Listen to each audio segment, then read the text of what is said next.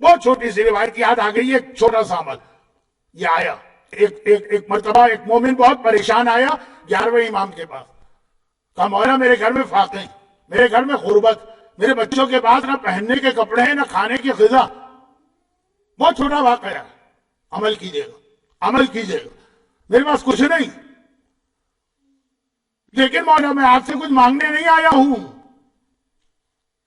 میرے باپ کے پاس تو اتنی دولت تھی کہ میں اپنے پورے خاندان کو اکیلا پال سکتا ہوں، لیکن میرے باپ نے وہ دولت زمین کھود کے کہیں دفن کی تھی، پہلے یہی طریقہ تھا، بینک تو تھے نہیں، اور اچانک اس کو موت آ گئی۔ تقریر کہاں سے شروع ہوئی تھی؟ اچانک موت اچھی ہے کہ جب ٹائم مل جائے وصیتوں کا، اچانک موت آ گئی۔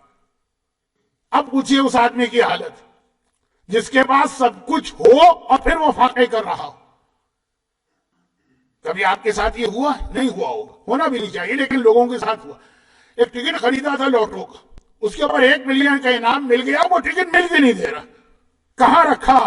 پاگل ہو رہا ہے آدمی، گھر کی ایک ایک چیز جو ہے وہ پھاڑ پھاڑ کے دیکھے گا، وہ کہاں رکھ کے میں بھول گئے، وہ پہلے پتا بھی نہیں تھا کہ وہ فرسٹ 1 ملین کا انعام ملے گا، بہت بتائیے۔ اور پہلے زمانے سے مطلب میرے زمانے میں، میری جوانی میں عورتیں، بینک نہیں ہوتا تھا، وہ کرنسی نوٹ کتابوں میں چھپا کے رکھا، کہیں کچن میں رکھا، کہیں اب بھول گئے کہاں رکھا ہے پیسے، کسی کے آگے ہاتھ نہیں پھیلانا، دوسروں کو دے سکتے ہیں، بھول گئے۔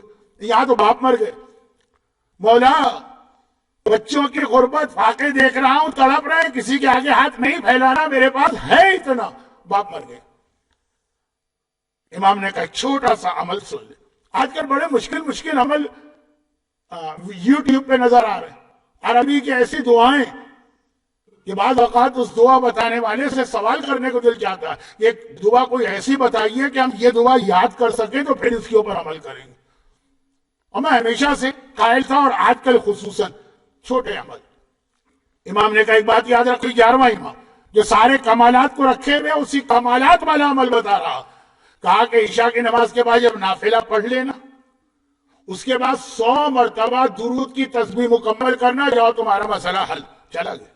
اسی رات کو ویٹ کو تھوڑی کرے گا، اسی رات کو عشاء کے بعد جو 2 رکعت ہم نافلہ بیٹھ کے پڑھتے ختم کی، 100 درود کی تسبیح ختم کی، سویا خواب میں باپ آ گئے، اور آنے کے بعد کا بیٹا وہ امانت باغ کے فلاں گوشے میں فلاں جگہ پہ دفن ہے، جا کے لے لو۔